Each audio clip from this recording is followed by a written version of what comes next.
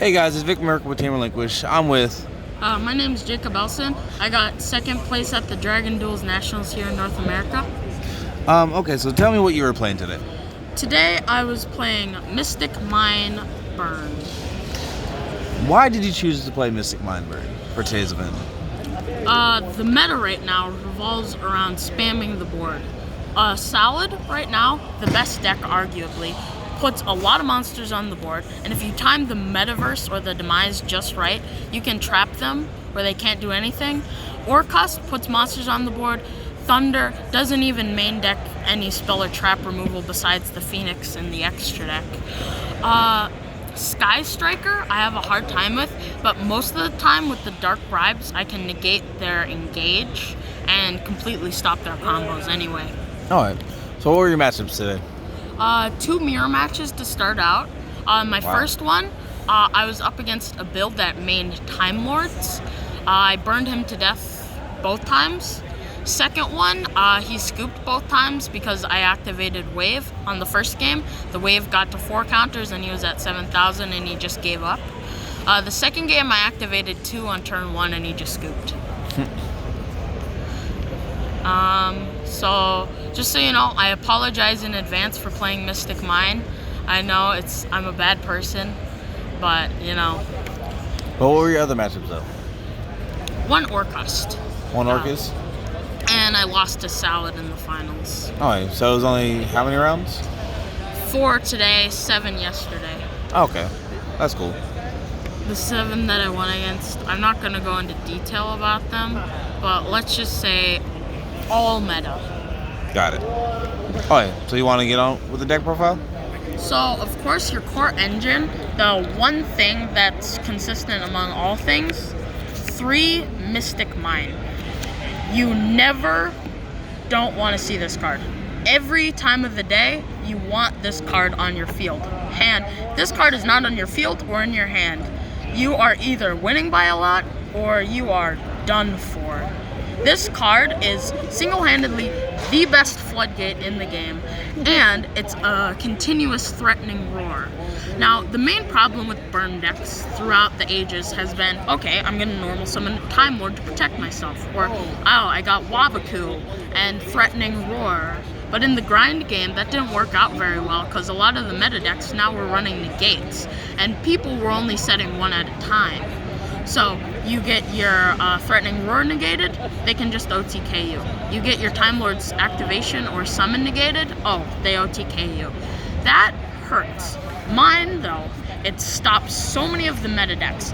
And of course it can be negated, but you play so much protection and so much ways to get into the mine that it really comes irrelevant. Onward. 2 extra copies of mine. It's not a guaranteed add to hand, so you don't have to worry about it blocking out your metaverses. Speaking of metaverse, you have to play 3. Immediately your opponent special summons a monster, activate it. You always need to shotgun it. Demise of the Land, it's an extra copy of it's extra copies of Metaverse, except you can't Ash Blossom it. Now, this you can activate whenever. This you can only activate and chain to a special summon of a monster. So, say your opponent doesn't special summon any monsters, then, well, if they don't special summon any monsters, you don't have to worry about being OTK'd. Unless you're against True Draco. True.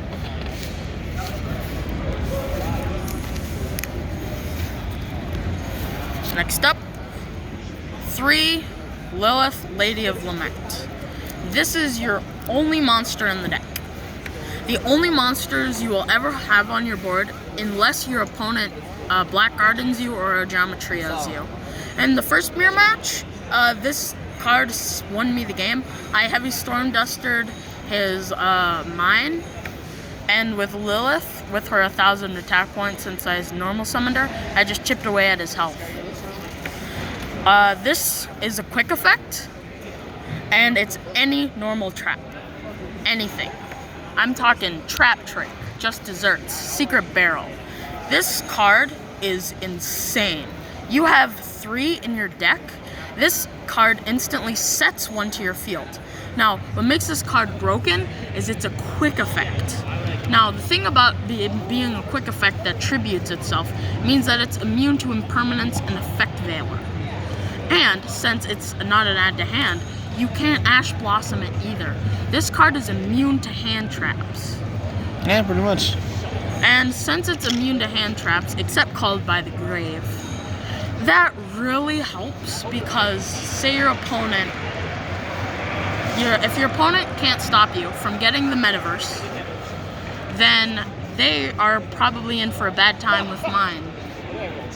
Now, protecting your mine. Your mine is the most important part of your deck, and if you can't protect it, you lose. That's why you need to play 3 Dark Bribe. I would play Solemn Judgment, but giving your opponent card advantage is pretty bad. Judgment, though, in the grind games, I'm usually not touched very much because of the mine. I'm not touched, so most often, Judgment will be dealing me 4,000 damage, and getting 4,000 damage consistently dealt to you does half the job for your opponent already. More protection for your mine against Salad. This stops roars, and it stops rages. So say you have one set on end phase, activate it, pop both of their face downs, and then they can't activate it and pop your mine. And now I play a very basic burn engine. It's nothing much. Just the 6 secrets, the Just Desserts, the Ojama Trios. It's pretty basic burn. Ojama Trio gives your opponent card advantage, a +3 for your opponent. Now, with monsters, that means that's an extra 600 damage, an extra 900 damage, but what makes it really shine is it's an extra 1,200 damage to your opponent. 1,500. And with that burn damage, it's really easy to punch for game. If you time it perfectly right, say you have a meta set, your opponent makes the basic solid board, Jack Jaguar, a Sunlight Wolf, and a Mirage Stalio. You activate Just Desserts, then Ojama Trio, you're dealing 3,000 damage.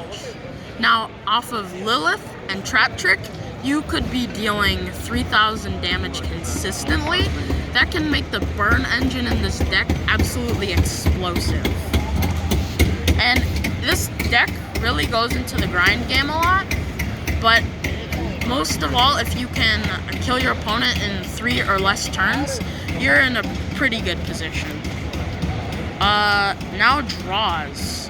Now, the stipulation of this is you can't special summon the turn it's activated, which makes it bad in every other deck, but since we only play one monster that's only normal summon, and we play no special summons, this card becomes better than Pot of Greed in my deck.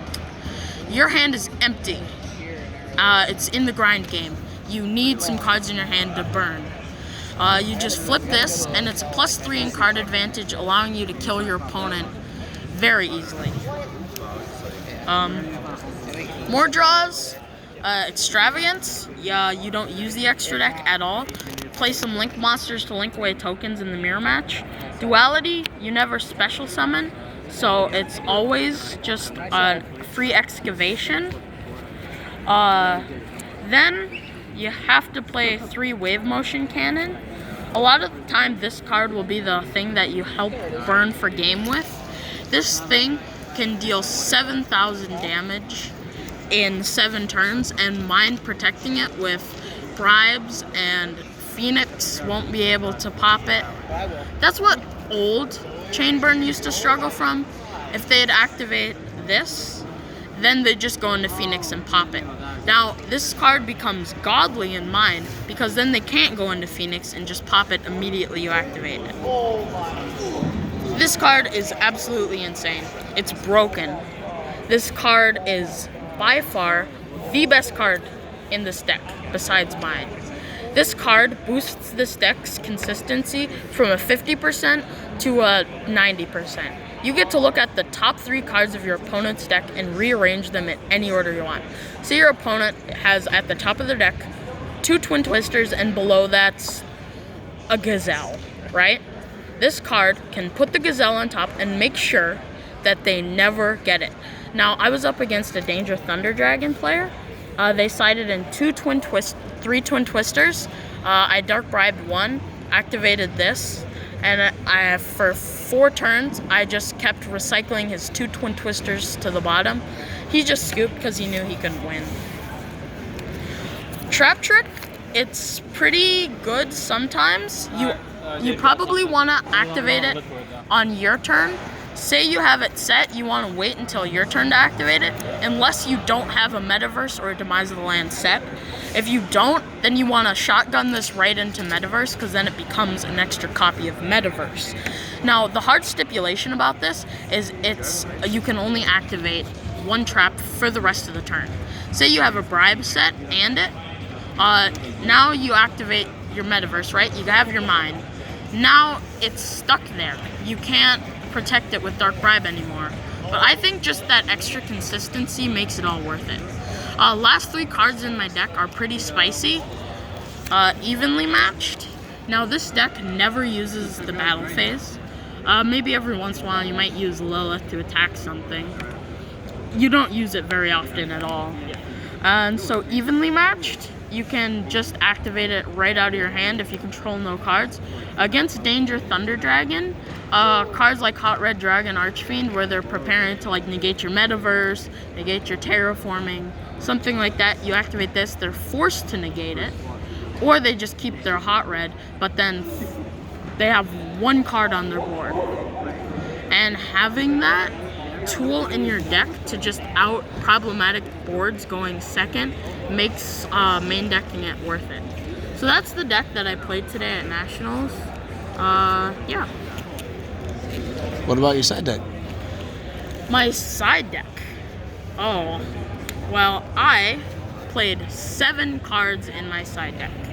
You heard me right. 7 side deck cards. I have a Twin Twisters. I have 2 Super Polys. Twin Twisters stop Salad pretty easily. Super Poly, I guess it's just there for fun, kind of. Against Salad, you can fuse away their Chimeras, and you can fuse away anything they have. Like, I was up against Salad, I side decked this because I already won game 1, and I was just waiting to go into game 3 because I had no chance of winning going second. Flipped this before he killed me.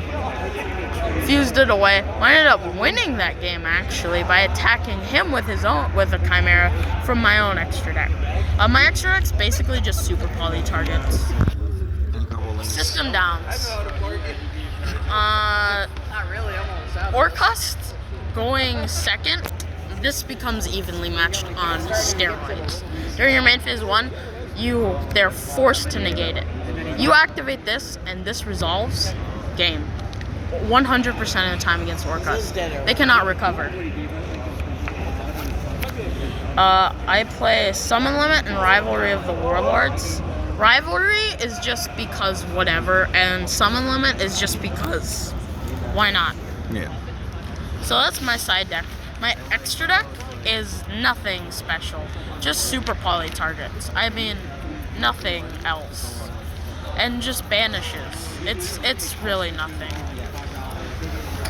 So yeah, that's the deck I got 2nd place today at Nats with. Again, I'm sorry that I played Mystic Mindburn. Alright. Any shoutouts? Shoutouts to my friend Caleb.